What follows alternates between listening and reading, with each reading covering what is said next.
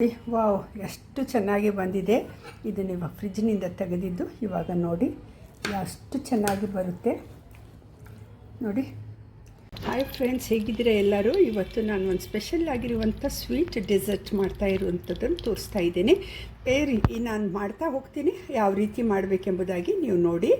ಇವಾಗ ತುಪ್ಪ ತೊಗೊಂಡಿದ್ದೇನೆ. ತುಪ್ಪಕ್ಕೆ ನಾನು ಇಲ್ಲಿ ಗೋಡಂಬಿಯನ್ನು ಕಟ್ ಮಾಡಿ ಅದನ್ನು ಹಾಕ್ತಾ ಇದ್ದೇನೆ. ಅದನ್ನು ಸಹ ಹಾಕಿ ಅದನ್ನು ಬೇಗನೆ ತೆಗಿಬೇಕು. ಅದು ಕೆಂಪಾಗಬೇಕು ಅಷ್ಟೇ ಹೊರತು ಅದು ಕಪ್ಪಾಗಬಾರ್ದು. ಕಲರ್ ಹೋಗುತ್ತೆ, ಟೇಸ್ಟ್ ಚೇಂಜ್ ಆಗುತ್ತೆ. ಅದಕ್ಕಾಗಿ ನೀವು ಹಾಕಿದ ತಕ್ಷಣ ಸ್ವಲ್ಪ ಬಿಸಿ ಆದಮೇಲೆ ತೆಗೆದುಬಿಡಬೇಕು. ಅದು ಬಿಸಿಯಾಗಿ ತೆಗೆದಿದ್ದೇನೆ. ಇವಾಗ ನಾನು ಆಲ್ಮಂಡ್ಸನ್ನ ನಾನು ನೀರಿನಲ್ಲಿ ಸೋಪ್ ಮಾಡಿ ಅದನ್ನು ಮೇಲಿಂದೆಲ್ಲ ಸಿಪ್ಪೆ ತೆಗೆದು ಅದನ್ನು ನಾನು ಕಟ್ ಮಾಡಿ ಹಾಕಿದ್ದನ್ನು ಸಹ ನಾನು ಇದೇ ತುಪ್ಪದಲ್ಲಿ ಹಾಕ್ತಾ ಇದ್ದೇನೆ. ಅದನ್ನು ಸಹ ನಾವು ಅಷ್ಟೇ ಫ್ರೈ ಮಾಡಿಕೊಳ್ಬೇಕು, ತುಂಬ ಕರಕಲಾಗಿ ಮಾಡಿಕೊಳ್ಬಾರ್ದು. ಸುಮ್ಮನೆ ಅದು ಕ್ರಂಚಿ ಆಗಬೇಕು, ವೆಟ್ನೆಸ್ ಹೋಗಬೇಕು ಅಂಥೇಳಿ ಡ್ರೈ ಆಗಬೇಕು ಅಷ್ಟೇ.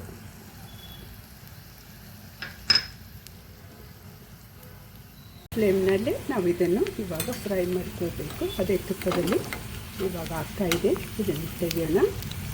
ಕ್ರಂಚಿ ಆಗಬೇಕು ಆಲ್ಮಂಡ್ಸ್ ಎಲ್ಲ. ಇದನ್ನು ತೆಗೆದು ಬೇರೆ ಪಾತ್ರೆಗೆ ಹಾಕ್ಕೊಳ್ಳೋಣ. ಅದೇ ತುಪ್ಪಕ್ಕೆ ನಾನು ದ್ರಾಕ್ಷಿ ಹಾಕ್ಕೊಂಡಿದ್ದೇನೆ, ಒಣ ದ್ರಾಕ್ಷಿ ನೋಡಿ. ಅದು ತುಂಬ ದಪ್ಪ ಹಾಕಿ ಅದನ್ನು ತೆಗೆದುಬಿಡಬೇಕು. ನನ್ನ ಹತ್ರ ಬೆಳ್ಳಂದಿರಲಿಲ್ಲ, ಅದಕ್ಕಾಗಿ ನಾನು ಕಪ್ಕೊಂಡು ದ್ರಾಕ್ಷಿ ಹಾಕ್ತಾಯಿದ್ದೇನೆ.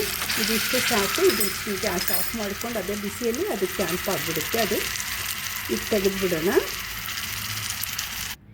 ನೋಡಿ. ಈ ರೀತಿಯಾಗಿ ಎಲ್ಲ ತೆಗೆದುಕೊಂಡಿದ್ದೀನಿ. ಇವಾಗ ನಾವು ಒಂದು ಬಾಣಲೆಗೆ ಹಾಲು ಹಾಕಿ 2 ಕಪ್ ಹಾಲು ಹಾಕಿ ಅದನ್ನು ಕಾಯಲಿಡೋಣ ನೋಡಿ. ಇವಾಗ ಹಾಲು 2 ಕಪ್ಪು ಹಾಲು ಕಾಯ್ತಾ ಇದೆ. ಅಷ್ಟರೊಳಗಾಗಿ ನಾನು 2 ಟೇಬಲ್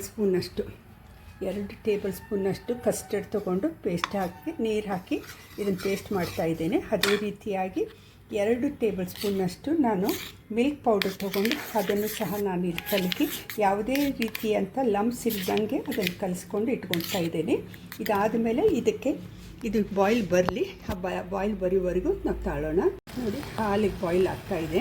ಇದಕ್ಕೆ ನಾನು 1/4 ಕಪ್ನಷ್ಟು ನಾನು ಶುಗರ್ ಹಾಕ್ತಾಯಿದ್ದೇನೆ. ಅಂದರೆ 2 ಸ್ಪೂನ್ ಅಥವಾ 2.5 ಟೇಬಲ್ ಸ್ಪೂನಷ್ಟು ನೀವು ಶುಗರ್ ಹಾಕ್ಕೊಂಡು ಅದನ್ನು ನಾವು ಇವಾಗ ಅದನ್ನು ಸ್ಟವ್ ಮಾಡಬೇಕು. ಅದು ಶುಗರೆಲ್ಲ ಇದು ಆಗಲಿ ಅಂಥೇಳಿ, ಡಿಸಾಲ್ವ್ ಆಗಲಿ ಅಂಥೇಳಿ.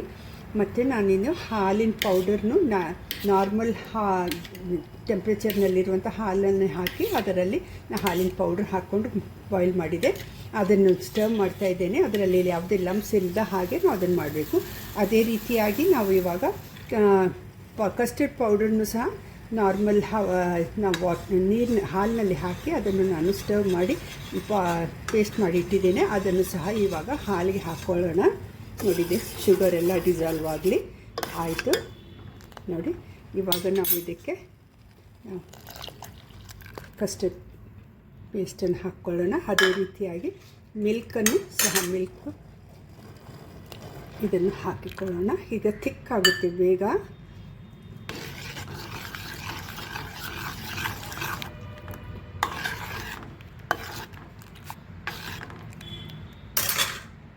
ನೋಡಿ, ಇದು ತಿಕ್ಕಾಗ್ತಾ ಬಂದಿದೆ. ಈಗವಾಗ ನಾವು ಏಲಕ್ಕಿಯನ್ನು ಪೌಡರ್ ಹಾಕಿ ನಾವು ಅದನ್ನು ಸ್ಟವ್ ಮಾಡಿ ಗ್ಯಾಸ್ ಆಫ್ ಮಾಡಿ ಇದನ್ನು ತಣ್ಣಗಾಗಲೇ ಬಿಡೋಣ.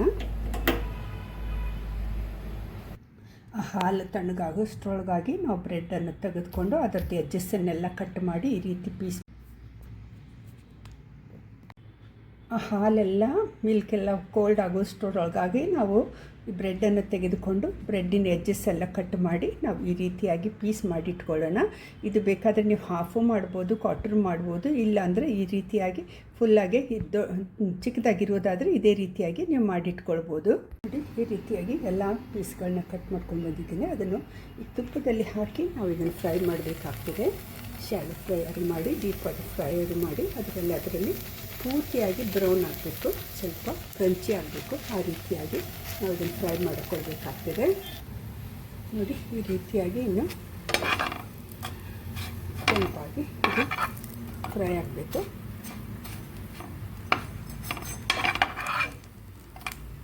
ಇದು ಹೈದರಾಬಾದ್ ಸೈಡು ನವಾಬಿ ಸ್ವೀಟ್ ಅಂಥೇಳಿ ಮಾಡ್ತಾರೆ ಇದನ್ನು ನಾರ್ತ್ ಇಂಡಿಯಾದಲ್ಲಿ. ಇವಾಗ ಇನ್ನೊಂದು ಸೆಟ್ ಹಾಕ್ಕೊಳ್ಳೋಣ. ನೋಡಿ ಇದನ್ನು ಈ ರೀತಿಯಾಗಿ ಇನ್ನೊಂದು ಸರಿ ಹಾಕ್ತಾ ಇದ್ದೇನೆ. ನಿಮಗೆ ತುಪ್ಪ ಇಲ್ಲ ಅಂದರೆ ನೀವು ಎಣ್ಣೆಯಲ್ಲಿ ಸಹ ನೀವು ಕರ್ಕೊಳ್ಬೋದು. ನಾನು ತುಪ್ಪ ಹಾಕಿ ಮಾಡ್ತಾಯಿದ್ದೇನೆ. ನಿಮ್ಗೆ ಯಾವುದು ನಿಮ್ಮ ಕಡೆ ಇದೆಯೋ ಅದನ್ನು ಉಪಯೋಗಿಸ್ಕೊಳ್ಬೋದು. ನಾನು ತುಪ್ಪ ಹಾಕಿ ಮಾಡ್ತಾ ಇರೋದ್ರಿಂದ ಘಮ ಅಂಥೇಳಿ ತುಂಬ ಚೆನ್ನಾಗಿ ಬರ್ತಾಯಿದೆ. ನೀವು ಸಹ ನಿಮಗೆ ಎಣ್ಣೆ ಇದ್ದರೆ ಎಣ್ಣೆಯಲ್ಲಿ ಹಾಕಿ ಕರ್ಕೊಳ್ಬೋದು. ನಾನಿಲ್ಲಿ ತುಪ್ಪ ಹಾಕ್ತಾಯಿದ್ದೇನೆ. ನೀವು ಸಹ ನಿಮ್ಗೆ ಯಾವುದು ಇದೆಯೋ ಅವೈಲೇಬಿಲಿಟಿಯೋ ಅದನ್ನು ನೀವು ಉಪಯೋಗಿಸ್ಕೊಳ್ಳಿ. ಇವಾಗ ಈ ರೀತಿಯಾಗಿ ಒಂದು ಬೌಲ್ನಲ್ಲಿ ನಿಮ್ಗೆ ಎಷ್ಟು ಬ್ರೆಡ್ ಬೇಕೋ ಅಷ್ಟು ಬ್ರೆಡ್ ಹಾಕ್ಕೊಂಡು, ಮತ್ತು ಈಗ ಹಾಲು ನಾವು ಮಾಡಿದ್ವಲ್ಲ ಅದನ್ನೆಲ್ಲ ಇದರ ಮೇಲೆ ಹಾಕ್ಕೊಳ್ಳೋಣ. ನಿಮಗೂ ಅಷ್ಟು ಹಾಕಬೇಕು.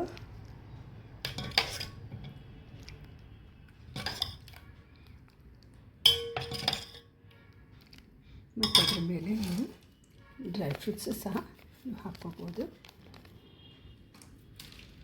ಮತ್ತೊಂದು ಲೇಯರು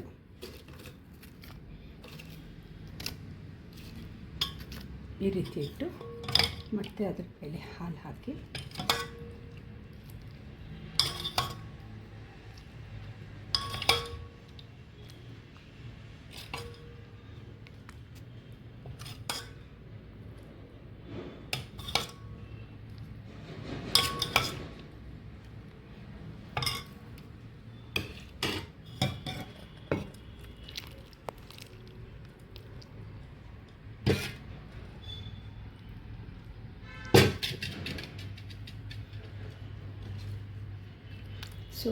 ಬಿಡೋಣ. ಅದ್ರ ಮೇಲೆ ನಾವು ಡ್ರೈ ಫ್ರೂಟ್ಸ್ ಎಲ್ಲ ಹಾಕ್ಕೊಳ್ಳೋಣ. ಎಷ್ಟು ಬೇಕೋ ಅಷ್ಟು ಡ್ರೈ ಫ್ರೂಟ್ಸ್ ಹಾಕ್ಕೊಳ್ಳಿ.